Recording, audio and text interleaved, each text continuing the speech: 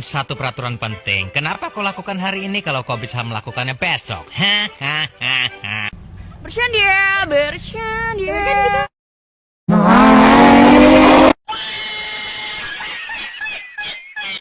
Anda ingin sukses? Anda ingin maju? Anda ingin berhasil? Ya, jangan menyerah. Tekun, giat, semangat. Oh, hai. Sudah kenal maka tak sayang, sudah kenal kok menghilang. Just kidding, forever, underpass, fly off. Oke, dah on nih.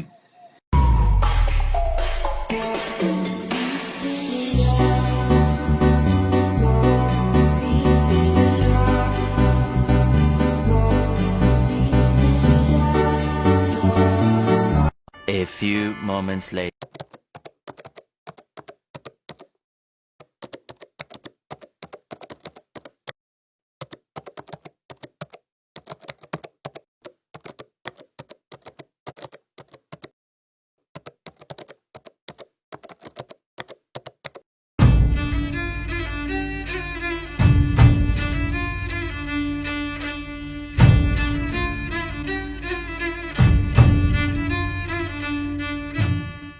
Abraham Howard Maslow dilahirkan di Brooklyn, New York pada tanggal 1 April 1908. Maslow dibesarkan dalam keluarga Yahudi Rusia dengan orang tua yang tidak mengenyam pendidikan tinggi.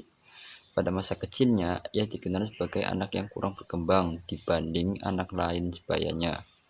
Ia mengatakan bahwa dirinya adalah seorang anak Yahudi yang tumbuh dalam lingkungan yang mayoritas dihuni oleh non-Yahudi. Ia merasa terisolasi dan tidak bahagia pada masa itu. Ia bertumbuh di perpustakaan di antara buku-buku. Ia awalnya kuliah hukum, namun pada akhirnya ia memilih untuk mempelajari psikologi dan lulus dari Universitas Wisconsin. Pada saat ia berkuliah, ia menikah dengan sepupunya yang bernama Bertha pada bulan Desember 1928 dan bertemu dengan mentor utamanya yaitu Profesor Harry Harlow yang memperoleh gelar Bachelor pada tahun 1930, Master pada tahun 1931 dan PhD pada tahun 1934. Maslow kemudian memperdalam riset dan studinya di Universitas Columbia dan masih mendalami subjek yang sama. Di sana, ia bertemu dengan mentornya yang lain yaitu Alfred Adler, salah satu kolega awal dari Sigmund Freud.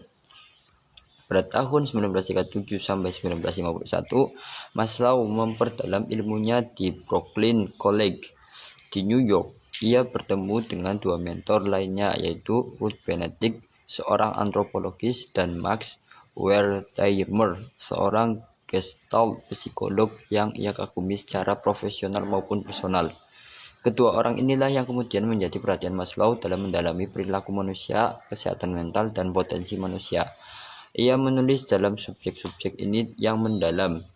Tulisannya banyak meminjam dari gagasan-gagasan psikologi, namun dengan pengembangan yang signifikan. Penambahan tersebut khususnya mencakup hierarki kebutuhan, berbagai macam kebutuhan, aktualisasi diri seorang, dan puncak dari pengalaman.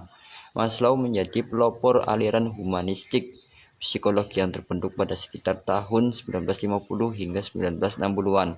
Pada masa ini, ia dikenal sebagai kekuatan ketiga di samping teori Freud dan behaviorisme.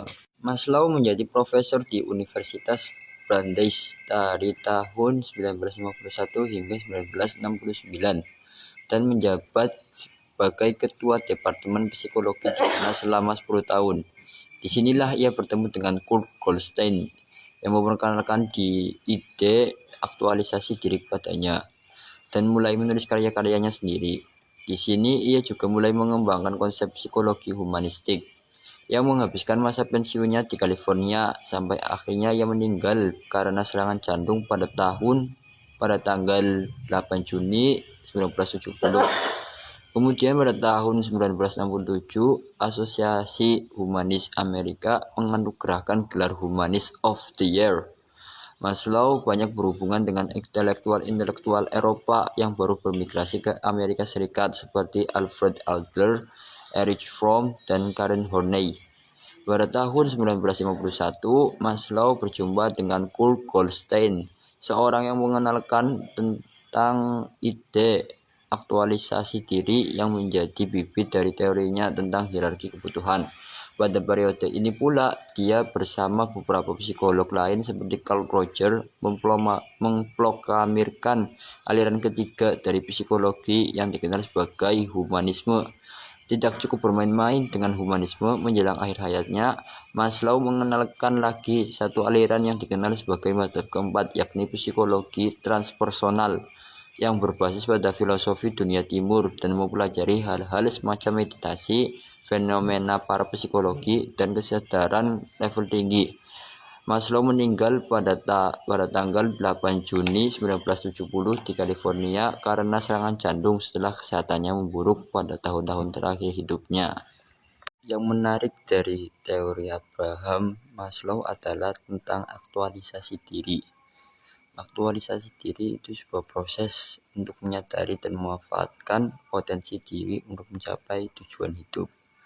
Jadi dengan adanya kita memahami tentang aktualisasi diri, kita akan lebih dewasa dan lebih matang dalam menghadapi kehidupan yang ada.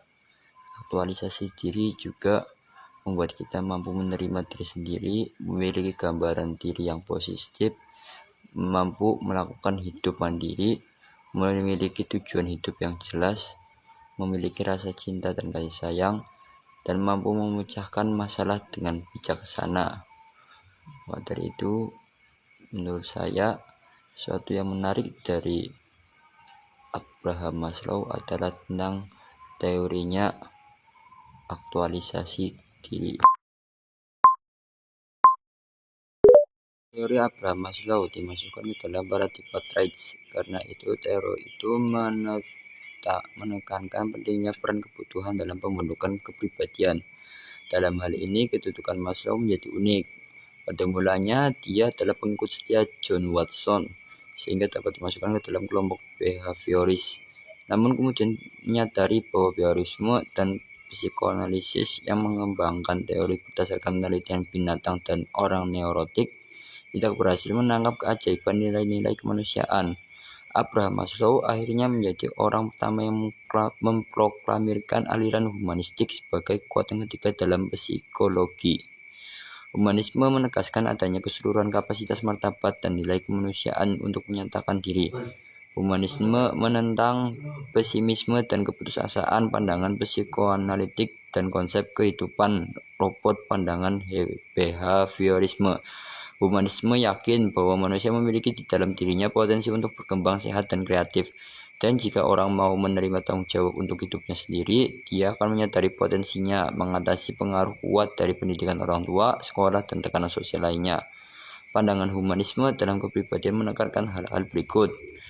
Ada holisme. Holisme menegaskan bahwa organisme selalu bertingkah laku sebagai kesatuan yang utuh, bukan sebagai rangkaian bagian atau komponen yang berbeda. Jiwa dan tubuh bukan dua unsur yang terpisah, tapi bagian dari satu kesatuan. Dan apa yang terjadi di bagian satu akan mempengaruhi bagian lain. Hukum yang berlaku umum mengatur fungsi setiap bagian. Hukum inilah yang mestinya ditemukan agar dapat dipahami fungsinya tiap komponen. Pandangan holistik dalam kepribadian yang terpenting adalah kepribadian normal ditandai oleh unitas, integrasi, konsistensi, dan koherensi. Organisasi adalah keadaan normal dan disorganisasi berarti patologik. Dapat dianalisis dengan membedakan tiap bagiannya, tetapi tidak ada bagian yang dapat dipelajari dalam isolasi. Keseluruhan berfungsi menurut hukum-hukum yang tidak terdapat dalam bagian-bagian. Organisme memiliki satu drive yang berkuasa, yakni aktualisasi diri. Orang berjuang tanpa henti untuk merealisasi potensi inheren yang dimilikinya pada ranah manapun yang terbuka baginya. Pengaruh lingkungan eksternal pada perkembangan normal bersifat minimal. Potensi organisme, jika bisa terkuak di lingkungan yang tepat, akan menghasilkan kepribadian yang sehat dan integral. Penelitian yang komprehensif terhadap satu orang lebih berguna daripada penelitian ekstensif terhadap banyak orang mengenai fungsi psikologis yang diisolir. Menolak riset binatang. Psikologi humanistik menekankan perbedaan antara tingkah laku manusia dengan tingkah laku binatang.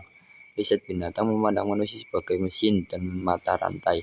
Refleks conditioning mengabaikan karakteristik manusia yang unik seperti idea, nilai-nilai, keberanian, cinta, humor, cemburu, dosa, serta puisi, musik, ilmu, dan hasil kerja berpikir lainnya.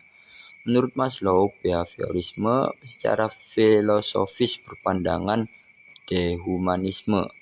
Pada dasarnya, baik bukan setan. Menurut Maslow, manusia memiliki struktur psikologi yang analog dengan struktur fisik. Mereka memiliki kebutuhan, kemampuan, dan kecenderungan yang bersifat dasarnya genetik. Beberapa sifat menjadi ciri umum manusia. Sifat-sifat lainnya menjadi ciri unik individual.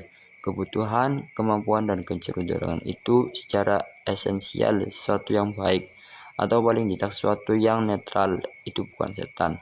Pandangan Maslow ini menjadi pembaharuan terhadap pakar yang menganggap kebutuhan dan tendensi manusia itu buruk atau antisosial. Misalnya apa yang disebut dosa warisan oleh ahli agama dan konsep Aid dari Freud. Sifat setan yang jahat, destruktif, dan kekerasan adalah hasil dari frustasi atau kegagalan memuaskan kebutuhan dasar dan bukan bagian dari hereditas. Manusia mempunyai struktur yang potensial untuk berkembang positif. Potensi kreatif. Kreativitas merupakan ciri universal manusia sejak dilahirkan. Itu adalah sifat alami, sama dengan sifat biji yang menumbuhkan daun, burung yang terbang. Maka manusia kreatif. Kreativitas adalah potensi semua orang yang tidak memerlukan bakat dan kemampuan yang khusus. Sayangnya, umumnya orang justru kehilangan kreativitas ini karena proses pembudayaan, termasuk dalamnya pendidikan formal yang memasang kreativitas dengan menuntut keseragaman berpikir kepada semua siswanya.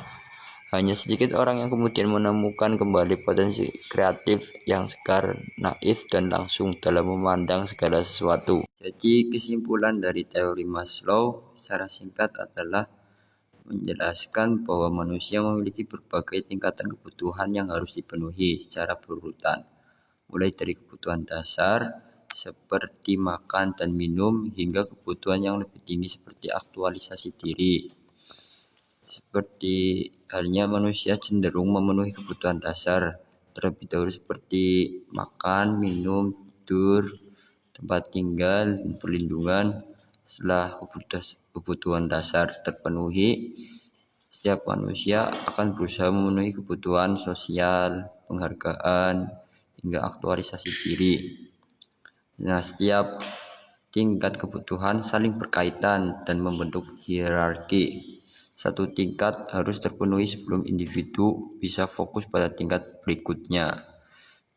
Contohnya seperti halnya apabila manusia ingin melakukan suatu kegiatan, entah itu bekerja atau yang lainnya, maka manusia akan melakukan makan dulu, karena jika tak makan maka tidak akan punya tenaga untuk melakukan sebuah pekerjaan tersebut.